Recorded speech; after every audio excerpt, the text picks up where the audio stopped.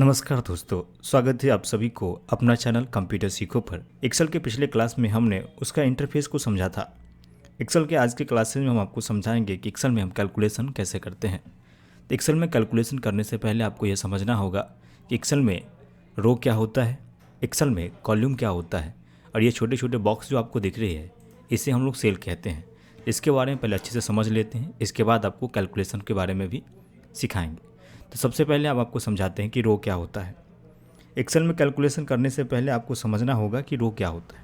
तो ये जो आपको लेफ्ट साइड में 1 2 3 4 5 करके जो दिख रहा है ये हमारा रो है। इसकी टोटल संख्या 10,48,576 है। उसको चेकआउट करने के लिए अपने कीबोर्ड से कंट्रोल के साथ डाउन एरो प्रेस करेंगे तो ये आपको सबसे लास्ट वाला रो की संख्या बता देगा, जो कि आपके पास है 10,48,576। आशा करते हैं आपको रो के बारे में समझ में आ गया होगा। इसी तरीके से हम समझते हैं कि कॉलम क्या होता है। तो कॉलम के बारे में आपको बता दूं कि ऊपर से जो आपको ABCDEF करके जो दिख रहा है इसे हम लोग कॉलम कहते हैं, और सीट पे ये छोटे छोटे जो बॉक्स दिख रहे हैं इसको हम लोग सेल कहते हैं।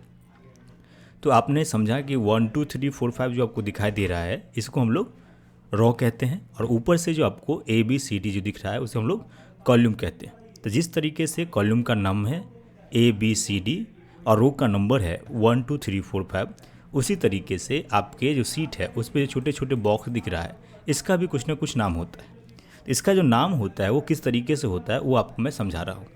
देखिए, एक्सेल में जो सेल का जो नाम होता है, जो पहले कॉलम का नेम और उसके बाद रो का नंबर। एग्जाम्पल से समझते हैं। जैसे हमने यहाँ पे क्लिक किया है तो ये कौन से कॉलम में है, तो ये आपको D कॉलम में है, और रोल नंबर कितना है इसका 2 है। तो इस सेल का नाम हो गया D2।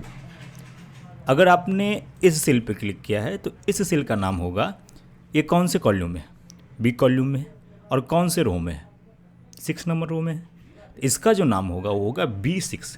यानी कि जो सेल का नाम होता है वो कॉलम का नेम प्लस रो का नंबर, ये दोनों के कॉम्बिनेशन से बनता है सेल का नाम। सेल के नाम के आधार पे ही हम लोग एक्सेल में पूरा कैलकुलेशंस करेंगे। जैसे अगर मान लीजिए यहाँ पे हमने लिखा है ये 10 लिखा हुआ है और यहाँ पे हमने कुछ नंबर लिख दिया, और इस दोनों को मुझे जोड़ना है, तो मुझे ये देखना होगा कि पहली वाली नंबर है वो कौन से सेल में लिखा हुआ है, और सेकेंड वाला जो नंबर है वो कौन से सेल में लिखा हुआ है। इस दोनों का सेल का नाम अगर आपने समझ लिया तो आप इसको जोड़ सकते हैं। तो पहला बात समझिए कि जो 10 लिखा हुआ है कौन से सेल में लिखा हुआ है। ये जो 10 है वो आपको B कॉलम में है और 6 नंबर रो में है। तो 10 का जो नंबर होगा जो होगा आपको B6। तो देखिए, आपने यहाँ पे देखा कि जो B6 में 10 लिखा हुआ है और C6 में 20 लिखा हुआ है। तो इसका जो हमें जोड़ना है या कोई सा भी कैलकुलेशन अगर आपको करना होगा तो आपने इसके सेल का नाम को आपको पता चल गया और इसके सेल का भी नाम आपको पता चल गया। तो अब इस दोनों का जो योगफल होगा या कोई सा भी कैलकुलेशन होगा इसके सेल के नाम के आधार पर ही होगा। तो आप कैसे करेंगे, तो अगर इसको जोड़ना है आपको तो यहाँ पे आपको क्या करना है, B6 जो है B6 इस सेल का नाम हो गया, प्लस करना है और इसके बाद C6 करना है। इस तरीके से हम इसको लिखेंगे तो योगफल निकलेगा। लेकिन क्या है कि एक्सेल में कोई सा भी कैलकुलेशन करने से पहले इक्वल टू पहले देना होता है, उसके बाद ही हम उसका कैलकुलेशन कर सकते हैं। एक चीज़ और है कि अगर आपने इस सेल का नाम अगर आपको देखने से पता चल जा रहा है तो अच्छी बात है, आप समझ पा रहे हैं। अगर आपको नहीं पता चले तो अगर मान लीजिए अब ये भी इधर ABCD के आसपास में है तो आपको इस सेल का नाम पता चल गया। अगर आप इधर क्लिक किए हैं या कहीं साइड में क्लिक किए हैं या बहुत लेफ्ट पे चले गए हैं तो यहाँ पे तो सेल का नाम नहीं पता चलेगा। तो यहाँ पे सेल का नाम आपको पता करने के लिए क्या करना होगा कि राइट साइड पे यहाँ पे देखिए टॉप में एक नेम बॉक्स करके एक बॉक्स दिखेगा। इसमें आप जिस भी सेल में क्लिक किए रहेंगे उस सेल का ये नाम बताता है।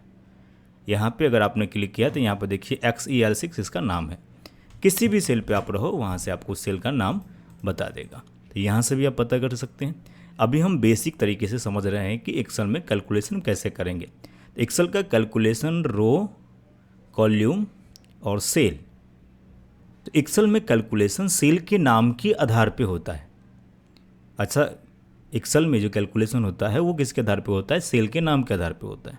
तो आपको अभी समझ में आ गया होगा कि रो किसे कहते हैं, कॉलम किसे कहते हैं, सेल किसे कहते हैं। और एक्सेल में कैलकुलेशन करने के लिए सबसे मोस्ट इम्पोर्टेंट है वो आपका सेल का नाम है, वो आपको पता होना चाहिए। तो चलिए एक छोटा सा कैलकुलेशन करके हम आपको दिखाते हैं। जैसे यहाँ पे मैंने 10 लिखा है और यहाँ पे हमने 20 लिखा है। इस दोनों को मान लीजिए आपको गुना करना है या उसका गुणनफल निकालना है कि कितना होता है। तो आपको क्या करना है, सबसे पहले आपको इक्वल टू देना है। एक्सेल में ऑलवेज ध्यान रखिएगा, कोई सा भी कैलकुलेशन या कोई सा भी फॉर्मूला लगाने से पहले आपको इक्वल टू देना होगा। तो हमने यहाँ पे क्या किया, सबसे पहले इक्वल टू दे दिया। इसके बाद ये जो 10 डिजिट लिखा हुआ ये कौन से सेल में है इसका नाम आपको लिखना पड़ेगा। तो ये देखिए ऊपर देखिए ये कौन सा कॉलम में है, एफ कॉलम में है। तो हमने यहाँ से क्या किया, एफ प्रेस किया। और कौन से रो में है, 8 में है, तो हमने यहाँ से 8 प्रेस किया। देखिए जैसे ही हमने इस सेल का नाम लिखा F8, ये नंबर ऑटोमेटिक सेलेक्ट हो गया। उसी तरीके से यहाँ पे हम सिंबल दे दिया मल्टीप्लाई का, और यहाँ पे इस सेल का नाम हमको लिखना है। तो इस सेल का जो नाम है वो कौन से कॉलम में है, जी कॉलम है, और रो कौन सा है, 8 है। इसका जो नाम होगा वो G8 होगा। इस तरीके से हमने दिया। अब इसके बाद नॉर्मली आपको इंटर प्रेस करना है, इसका गुणनफल आपको सामने आ जाएगा इस तरीके से। फिर से देखते हैं, अगर आपने यहाँ पे कुछ डिजिट लिखा है, इसका आपको क्या करना है, योगफल निकालना है। तो योगफल निकालने के लिए या कोई सा भी कैलकुलेशन करने से पहले आपको इक्वल टू देना अनिवार्य है। तो हमने यहाँ पे क्या किया, इक्वल टू दे दिया।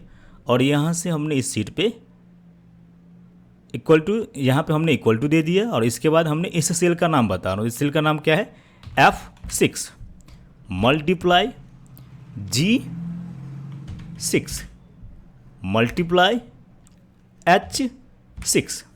इस तरीके से हमने इसका नाम दे दिया। इसके बाद जैसे इंटर प्रेस करेंगे इसका गुणनफल निकल के हमारे सामने आ जाएगा, कुछ इस प्रकार से। तो चलिए हम एक छोटा सा कैलकुलेशन करते हुए हम आपको समझाते हैं कि किस तरीके से हम इसके ऊपर काम करेंगे। तो चलिए हम आपको एक छोटे से डेटा के ऊपर कैलकुलेशन कैसे करते हैं ये आपको सिखा देते हैं। तो देखिए यहाँ पे एक छोटा सा डेटा मैं ले रखा हूँ, इसको मैं थोड़ा सा छोटा कर लेता हूँ। यहाँ पे सीरियल नंबर रखा है, प्रोडक्ट नेम रखा है, रेट रखें, क्वांटिटी रखें और टोटल रखें। तो इस छोटे से डेटा में हम किस तरीके से कैलकुलेशन करेंगे इसके बारे में हम आपको समझा रहे हैं।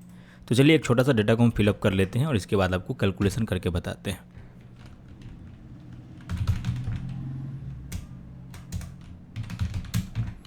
इसका रेट हम देख लेते हैं 150 रुपये, 2 kg लिए हैं। इसका टोटल निकालना, यहाँ पे हमने दूसरा आइटम ले लिया राइस। इसका जो रेट है आपको मैंने 250 रुपये रख लिया, ये हमने 5 kg ले लिया। इस तरीके से हम यहाँ पे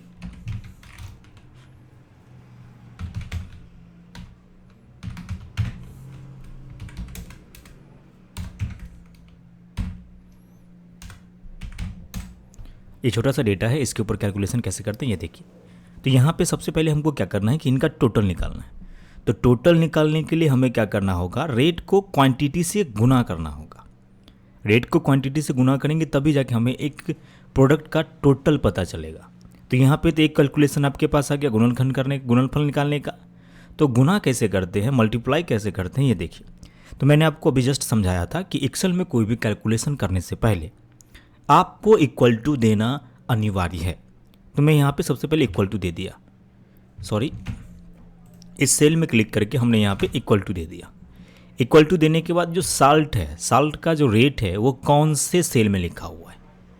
तो सेल यहाँ पे देखिए कौन सा कॉलम पे आ रहा है, ये कौन सा कॉलम है, ये कॉलम आपका C है और रो कौन सा है, 4 है। तो इस सेल का नाम जो होगा C4 होगा। तो मैं यहाँ पे क्या कर रहा हूँ, C4 लिखा, ये कैलकुलेशन में सेलेक्ट हो गया। मल्टीप्लाई करिएगा। अब आपका जो क्वांटिटी हो कौन सा सेल में लिखा हुआ है, तो ये D कॉलम में है और रो नंबर 4 है। तो इसका जो नाम होगा क्वांटिटी वाले सेल का, उसका नाम होगा D4। तो मैंने यहाँ से D लिखा और 4 लिखा। ये वैल्यू ऑटोमेटिक सेलेक्ट हो जाएगा उस सेल के नाम के रेफरेंस से। जैसे हमने यहाँ पे इंटर प्रेस किया, इसका गुणनफल आपके सामने आ गया। फिर से समझते हैं, यहाँ पे आपने इक्वल टू दिया, अभी आपने सेल का नाम लिखा, इसके बाद आपने इसका रिजल्ट लाया। अब हम यहाँ पे क्या कर रहे हैं कि आप सेल का नाम नहीं भी लिखोगे, उस सेल पे अगर आप क्लिक कर दीजिएगा तो उस सेल का नाम ऑटोमेटिक आ जाएगा। कैसे?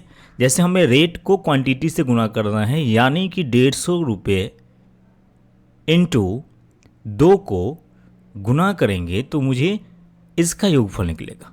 इसके लिए हमको क्या करना होगा, इस सेल को मल्टीप्लाई करना होगा इस सेल के साथ, इस सेल को मल्टीप्लाई करना होगा आपके ये सामने वाले सेल के साथ, यानी कि 150 into 2 equal to total amount of your salt. इसको निकालने के लिए आप क्या करिएगा, इस सेल पर क्लिक करेंगे, इसका नाम आ जाएगा।